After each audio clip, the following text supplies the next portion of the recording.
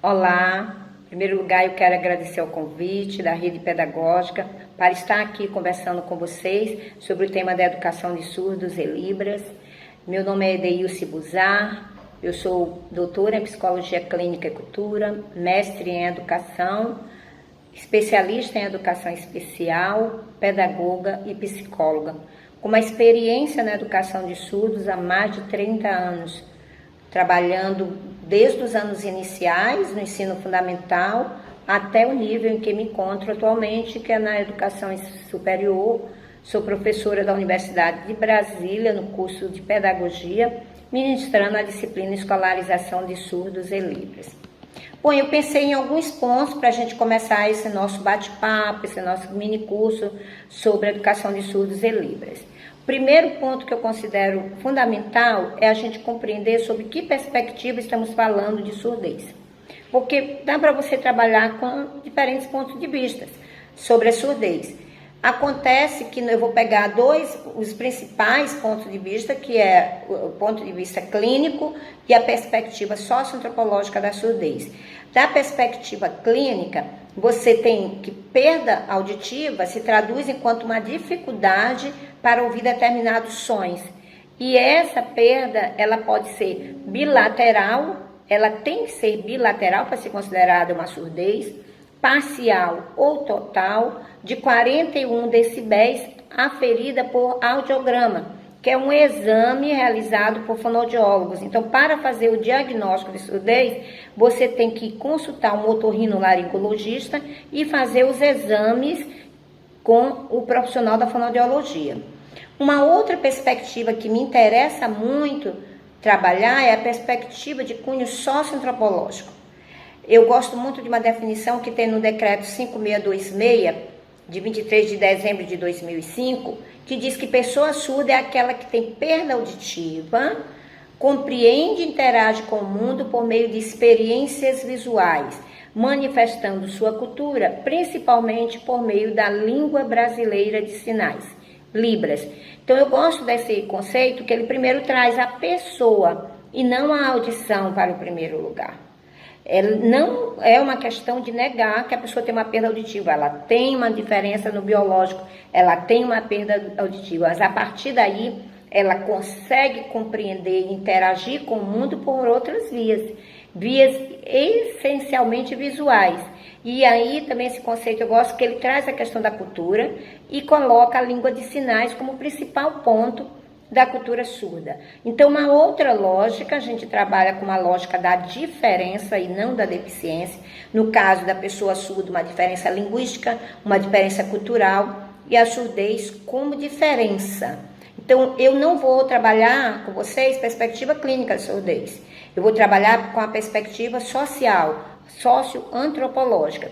Então, nós precisamos primeiro analisar um outro aspecto, que é a questão da interpretação do mundo por meio da surdez. Como é que ocorre essa especificidade, essa singularidade?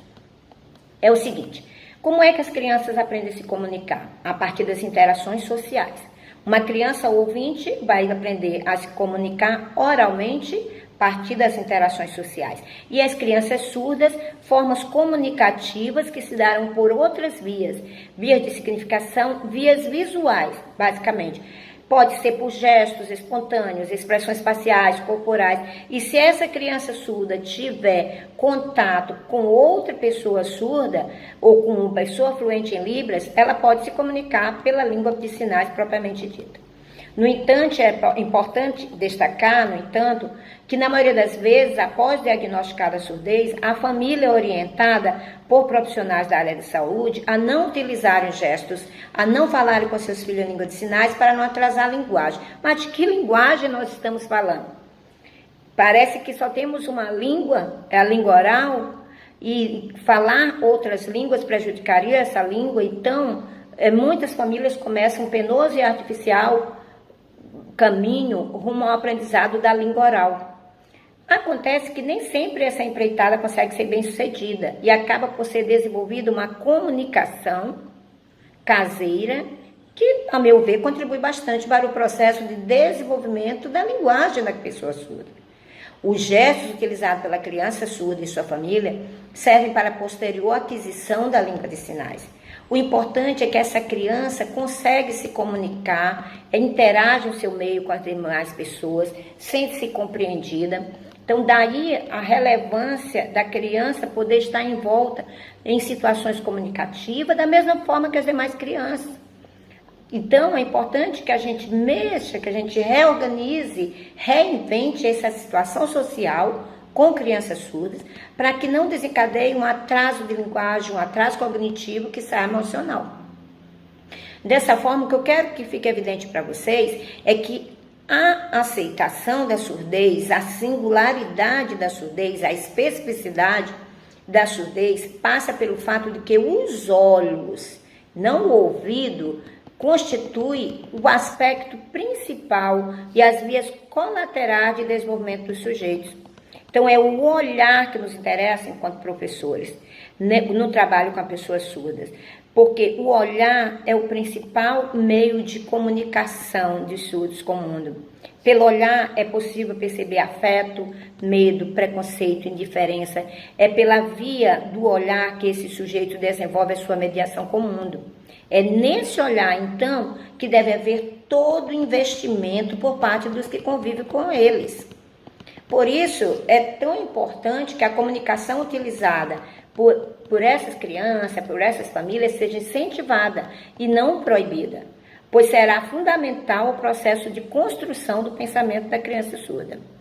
A esse conjunto de desenvolvimento peculiar que a gente está querendo compreender, a singularidade da pessoa surda, denomina-se singularidade visoespacial, que tem sido continuamente definida como uma capacidade específica que possibilita às pessoas surdas o desenvolvimento e a compreensão do mundo.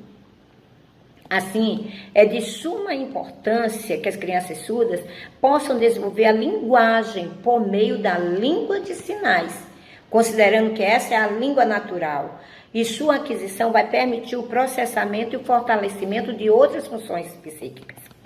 Para tanto, torna-se necessário o convívio mais precoce possível com os pares, ou seja, surdos e ouvintes fluentes em língua de sinais. Alguns autores, entre eles Arronice e Miller de Quadros, chegam a considerar os surdos membros de uma comunidade coletiva visual.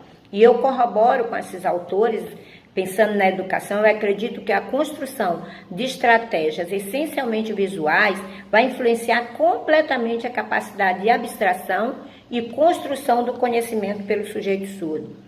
Assim é que a surdez se inscreve como uma experiência visual, no dizer de Carlos Sclia, que é outro pesquisador da área de surdez muito importante, que de acordo com eles, o que isso significa? Dizer que os surdos têm uma experiência visual. Significa que todos os mecanismos de processamento da informação, todas as formas de compreender o universo em seu entorno, se constroem como experiência visual. Dessa forma, o Sclia, o trabalho que ele faz é ampliar a compreensão visual, a compreensão dessa experiência visual dos surdos, para além da questão linguística. Então, quando ele está falando de experiência visual, ele está falando de significações, de representações, de produções que vão para além do campo linguístico, mas que abrange também o campo intelectual, estético, ético, artístico, cognitivo e cultural. Quando eu era professora de crianças surdas, um dia eu estava dando uma aula de história do Brasil e falando da escravidão em língua de sinais. E os alunos surdos começaram a interagir. Um aluno surdo virou para o outro e falou assim: branco, mal, escravidão, negro. Aí o outro surdo falou assim: negro também é mal, isso é bom. Aí o outro surdo falou assim: se negro é mal, por que só branco crucificou Jesus? E o aluno ficou sem resposta. É claro que eu estou contando isso, mas a gente tem que considerar que esse é um ambiente de ensino fundamental, de 4º ano, o clima entre os alunos era jocoso, era típico de uma discussão afetiva, mas o que eu quero chamar a atenção nesse episódio é a presença do argumento ancorado no visual, na cor das pessoas e não em suas atitudes ou posturas. Então, fica muito evidente que os surdos compreendem o mundo, por isso que a gente está falando aqui, que é a visualidade. Posteriormente, eu conversando com uma professora de crianças surdas, ela me relatou que fez um passeio com os surdos, com seus alunos ao zoológico, e no outro dia, ao trabalhar com matemática, tentou contextualizar aquilo que tinham visto. Então, ela falou para os alunos: vamos pensar um pouco no passeio que a gente fez no jardim zoológico. Nós vimos que na lagoa havia 4 patinhos e 3 peixinhos. Quantos animais haviam na lagoa? O surdo respondeu: 4. Preocupada com a possibilidade dele não ter compreendido a adição, a professora repetiu a pergunta, enfatizando a questão dos números. Se na lagoa haviam 4 patinhos e 3 peixinhos, quantos animais haviam na lagoa? E o surdo respondeu: 4, porque pato comeu peixe. Então, esse relato, para mim, ele aponta mais uma vez uma perspectiva visual, a partir da percepção visual, mas também, é claro, a partir da lógica, é que o estudante surdo responde essa questão. Então, o que o professor tem que ficar atento para o olhar, para a visualidade, não para o ouvir, como ele interfere nessa mediação semiótica do sujeito surdo.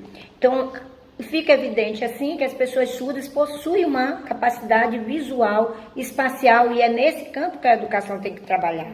A questão é como é que essa singularidade se manifesta no contexto escolar, nos processos de ensino-aprendizagem, e como é que nós, professores, devemos trabalhar com essa questão.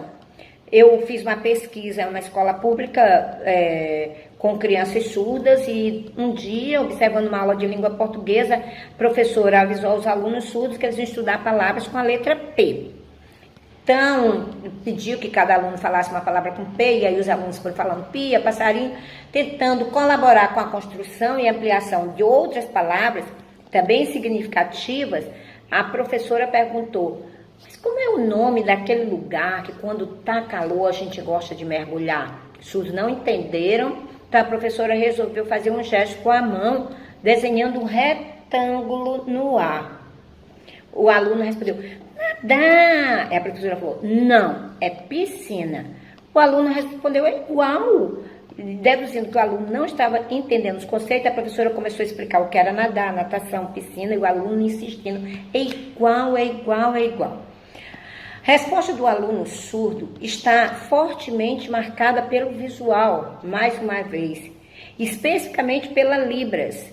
Ele não vê praticamente diferença entre os sinais nadar e piscina.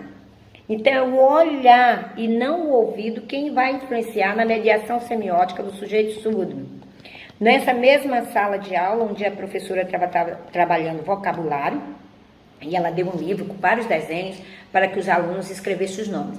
Em um deles, o desenho referente à noite estava representado por uma casa com estrelas. A professora pediu que os alunos escrevessem, então, o nome daquele desenho, e eles escreveram casa. A professora corrigiu: não, é noite. Os alunos retrucaram: é casa. Então, mais uma vez, o que fica evidente são as marcas da identidade visual dos educandos surdos se manifestando. O primeiro aspecto, então, a ser considerado no momento do trabalho com uma criança surda são os desenhos. Para qualquer criança, o desenho já é importante. A visualidade já é importante. No caso das crianças surdas, ela é fundamental. Uma outra coisa também que chama atenção na análise de livros didáticos, que a gente, quando professor, não se prenda somente no que está escrito, mas também nos desenhos, na visualidade, porque os surdos são mais atentos aos marcadores visuais. Eu quero também falar um pouco com vocês sobre a língua de sinais, porque a principal representante dessa visualidade é a língua de sinais. E atualmente, em tempos de pandemia, a gente tem assistido a várias exposições da Libras, em muitas lives, tanto científicas quanto em shows, a gente vê lá a janelinha de interpretação. Toda essa movimentação provoca a exposição da Libras a uma parcela da população que antes não desconhecia. Durante muito tempo, mas o que acontece? Durante muito tempo, as línguas de sinais estiveram marcadas por uma desvalorização. E muitos mitos foram construídos em torno da língua de sinais. Então, algumas pessoas ou algumas instituições acreditando que a língua de sinais é uma linguagem, não é uma língua. Então, as pessoas dizem, não, é uma linguagem igual a linguagem das abelhas, ou a linguagem dos golfinhos, ou linguagem corporal. Ou, não, só expressa informação concreta, não dá para você discutir filosofia, ética, psicanálise. Ou então muitos pensavam, não, isso não é uma língua, isso são gestos, são mímicas. Ou então uma simples tradução da língua oral, por exemplo, no caso do Brasil, a Libra seria o português feito com as mãos.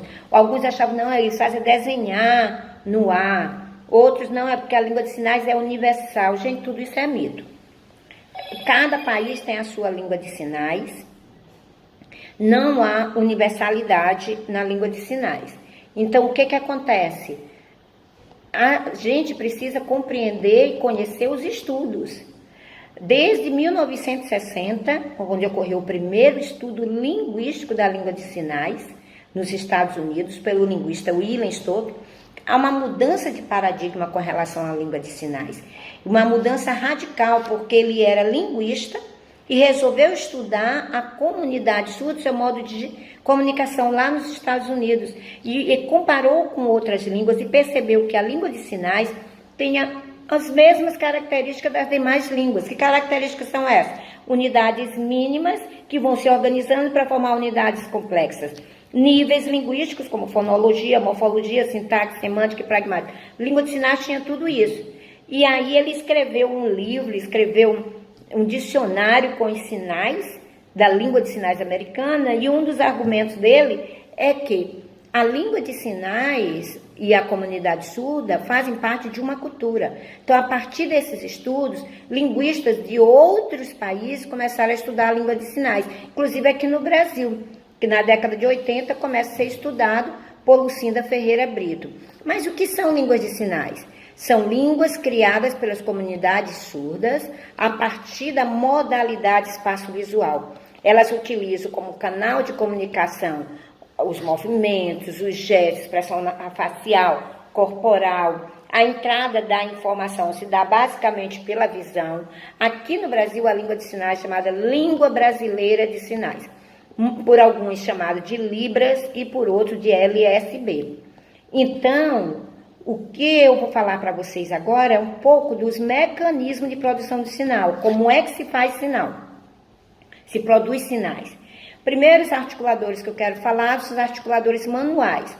As mãos constituem o principal articulador na formação de sinais. Com base no uso das mãos, a gente pode classificar os sinais. Por exemplo, tem sinais que são feitos com a mão dominante. E aí você utiliza apenas uma mão para fazer esse sinal. Por exemplo, é o caso do sinal amigo. Ele é feito só com uma mão. Um outro sinal que é feito só com uma mão é mau cheiro. Outros sinais são feitos com uma mão base, ou seja, uma das mãos serve de apoio, de suporte para que o sinal aconteça. Ela fica estática, ela não interfere no sinal. Ela fica funcionando como um papel de articulação. Por exemplo, é o caso do sinal de papel, que a gente faz assim e bate. Papel. Ou então cadeira, que você faz assim e senta. Então, esses sinais, eles têm uma mão de apoio, de suporte. Uma outra classificação que a gente pode dizer são sinais bimanuais. Como o próprio nome já está dizendo, é quando você usa ambas as mãos como articuladores ativos. Por exemplo, trabalhar. Então, é essa a configuração, movimento para frente e para trás, trabalhar. Televisão, Facebook, são sinais que exigem as duas mãos. Uma outra coisa importante na hora de aprender sinal são os articuladores não manuais, Então, na hora de aprender o sinal, você tem que ver posição do corpo, as expressões faciais, se tem movimento, se a cabeça movimenta, se os lábios movimentam, se é para cima, é para baixo, qual é a orientação. Então, por exemplo, o verbo querer, você faz. Querer. O seu corpo vai para frente, o seu rosto mostra o que você quer e a mão querer. E o contrário disso, que é o não querer, você faz, não quero, não quero. Então essa mão que estava assim, ela fica assim e você volta um pouco para trás e a expressão de que você não está querendo. Um outro sinal que requer também esse cuidado é o sinal de alegre. Então, alegre. Você tem que mostrar no rosto que você está alegre, senão fica quase uma ironia. Está fazendo sinal de alegre, mas o rosto não está mostrando. Então, é essa conexão entre face, corpo, mão, movimento, ponto de articulação é que vai fazendo o sinal. Um outro sinal é triste. Você tem que estar com a expressão de triste. Não adianta só saber o sinal. Uma outra característica importante também, que a gente vai aprofundar em outros momentos, é o uso do espaço. Então, você tem que saber como usar o espaço para fazer o sinal. O espaço físico próximo a quem está sinalizando para realizar a produção sinalizada. Então, a gente costuma dizer que é até onde os braços da pessoa que está sinalizando pode alcançar, tanto para cima quanto para baixo. Esse seria o espaço de sinalização. E é claro que você tem que ver em que local é feito sinal. É na testa, é no nariz, é na boca, é no corpo, é aqui no espaço em cima, é no espaço neutro. A gente vai falar disso mais um pouquinho. Uma outra coisa também que influencia bastante na comunicação em Libras é o movimento. Tem alguns sinais que tem movimento e tem alguns sinais que não tem movimento. Por exemplo, rir, chorar, conhecer. Todos têm movimento. Se você não fizer movimento, está errado, gramaticalmente falando. E outros sinais que não têm movimento. Por exemplo, em pé, não posso movimentar. Estou em pé. Se eu fizer isso aqui, já é pular. Porque em pé é parar. Ajoelhar. Sentar. Também eu não posso mexer, porque se eu mexer, vira cadeira. Então, gente, cada vez mais o acesso de estudantes surdos aos mais diferentes níveis tem acontecido. Dentro dessa forma, a gente pode constatar que a Libras ela encontra-se em pleno uso, em constante desenvolvimento, é uma língua viva, com muitas pesquisas. Várias universidades estão fazendo pesquisas a respeito da língua brasileira de sinais e quem quer conhecê-la profundamente precisa se dedicar e fazer estudos constantes. Muito obrigado. A gente fica por aqui.